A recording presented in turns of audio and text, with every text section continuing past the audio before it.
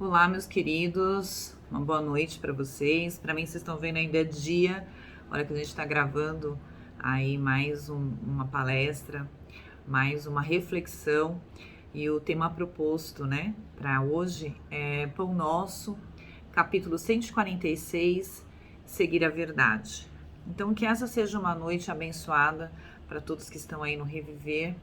Que seja um momento de reflexão, assim, onde a gente busque na nossa intimidade a presença do Cristo e nos fortaleça com Ele e possamos aí modificar as nossas atitudes, as nossas ações, a nossa maneira de pensar e encarar a vida com mais amor, com mais bondade, que é o que o tema vem propondo hoje pra gente, com mais uma presença cristã. E acima de tudo, né, superando dia a dia as nossas dificuldades, com muita paciência e com muita presença divina em nossa vida. Então, vamos lá, vamos para o tema de hoje. Seguir a verdade é um trechinho de uma carta de Paulo, que ele diz o seguinte, ó: antes seguindo a verdade em caridade, cresçamos em tudo naquilo que é cabeça, o Cristo. Isso Paulo diz a Efésios, no capítulo 4, versículo 15. E falar de verdade é uma reflexão bem interessante. Porque, assim, olha, a gente escuta muitas expressões do tipo, fulano acha que é o dono da verdade, né? Então, assim, a gente ouve muito e tem muita necessidade de sermos os donos da razão. Já parou para pensar o quanto a gente gostaria de sermos os donos de uma verdade absoluta? E a verdade para nós, ela ainda é, assim, sobre uma nuvem, né? Por quê? Porque aquilo que a gente acredita que seja uma verdade, com o passar do tempo, com o passar das condições que a gente vai estudando e vai ampliando a nossa condição de conhecimento, as coisas vão modificando. Então a gente pode dar vários exemplos disso, até histórico, né?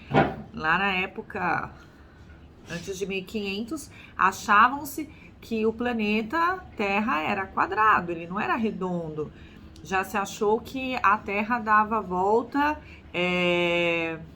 em torno o Sol dava voltas em torno da Terra e não a Terra que dava volta em torno do Sol.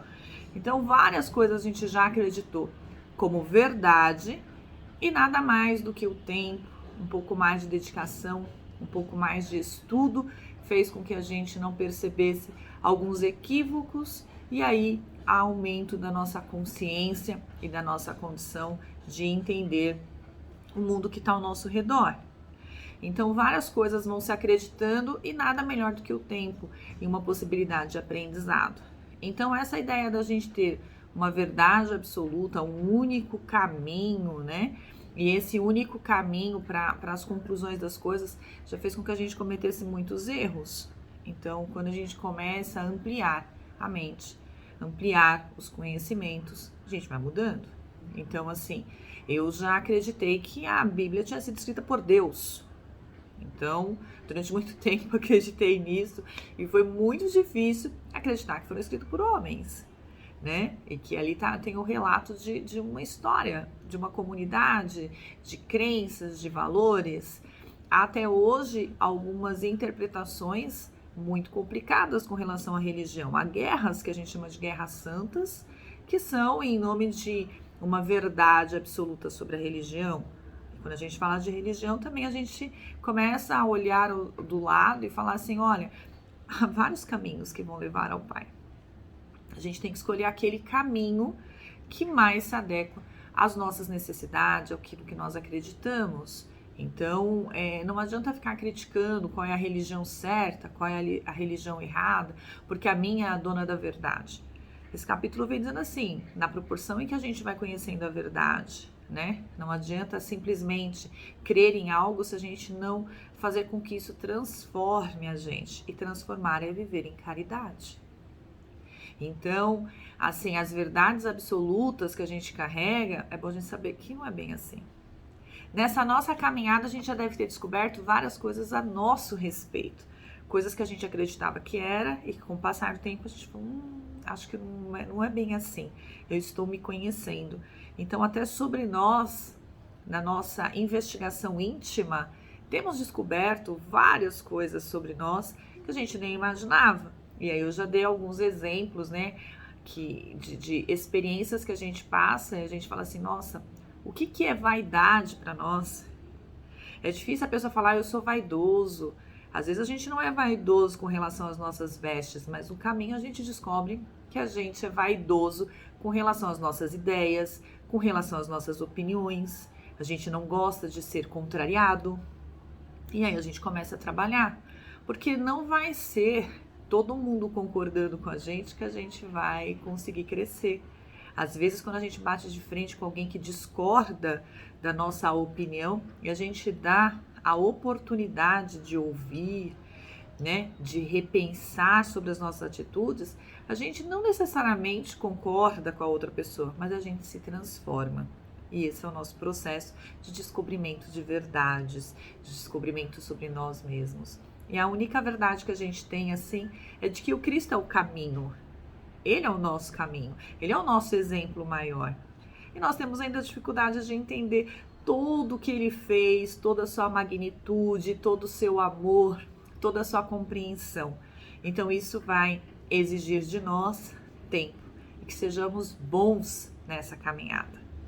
Outra coisa importante de falar é assim, olha, os cientistas às vezes têm a sua visão totalmente materialista sobre as coisas e ele acredita, né, que não existe nada além do material.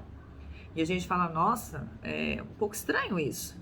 Mas também há os fanáticos que acreditam somente no que é religiosidade, como se a gente estivesse vivendo num mundo que não fosse material. Nos cabe nessa caminhada, não adianta a gente falar, julgar o materialista, porque às vezes ele está só dando a opinião dele, mas está sendo mais caridoso, mais humano do que a gente com o próximo. Não adianta a gente ser fanáticos, acreditando piamente em uma salvação mágica, se a gente não for bom na nossa caminhada, bom com a gente e bom com quem está no caminho com a gente. Então esse é o grande desafio das verdades, é o que nós fazemos com ela e como nós agimos com ela. Quanto disso, quanto do que a gente tem descoberto dia a dia, seja das nossas escolhas algumas vezes infelizes, se a gente insiste numa teimosia, né, ou num sofrimento, ou se a gente a cada dia procura sacudir a poeira e tentar fazer um pouco diferente, tentar ser melhor, e tentar respirar e seguir, não desistindo do bem, não desistindo das coisas, não tendo algumas crises existenciais, né? Que lá na época da minha avó ela chamaria de chilique, e partindo para uma grosseria conosco mesmo, com uma falta de sensibilidade. Que a verdade que está ao nosso redor faça com que a gente tenha o coração em Cristo. E aí a gente haja de maneira amorosa, de maneira cristã, que a gente às vezes sente um pouco mentalmente no lugar do outro e tente ter empatia em perceber o que ele está passando. E nisso a gente ter ações, movimentações para o bem. Isso vale para nós. Se a gente está sofrendo, se a verdade vem nos visitar, nos trazendo aí que a gente precisa melhorar, que a gente precisa fazer algo por nós, que essa verdade não seja para nos deixar atordoados, mas para que desperte em nós um amor próprio, um respeito, e que desenvolvendo isso no nosso coração, a gente tenha condições de compartilhar, de que a gente queira aprender nesse processo, porque não estamos preparados, né? O próprio Cristo diz, né, que ele nos lembraria depois, né, que haveria o Consolador prometido e ele viria a revelar muitas coisas para nós, era porque nós não estávamos ali, naquele momento, preparados para saber tudo. Imagina se a gente chegasse para uma criança, hoje, que está ingressando na escola e falasse assim, fica calmo, você vai aprender raiz quadrada, fala isso para uma criança de 5 anos. Você vai aprender equação do segundo grau, você vai descobrir o que é delta. Poderia ser que ela ficasse apavorada, falasse, nossa, esse negócio parece que não vai ser tão bom, né? Já estão me dizendo. Mas nada melhor que um dia após o outro, um passo por vez, e que a gente não tenha preguiça de dar espaço.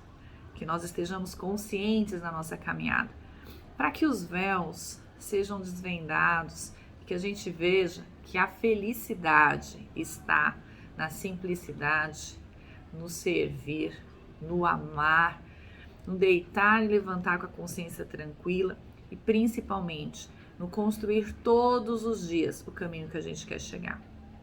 Às vezes a gente está tão preocupado em chegar lá na frente e falar, olha, nós conseguimos, que a gente não aproveita a caminhada, que a gente vai aproveitando e construindo nessa caminhada com a nossa caridade o melhor de nós. Um beijo enorme a todos vocês, saudade. Espero que ano que vem a gente já tenha condições de ter esse trabalho presencial e que essa seja uma noite de muita reflexão, de muito amor. Que Jesus abençoe o lar de cada um, proteja, ampare e fortaleça na caminhada do bem. Beijo enorme, fiquem com Deus.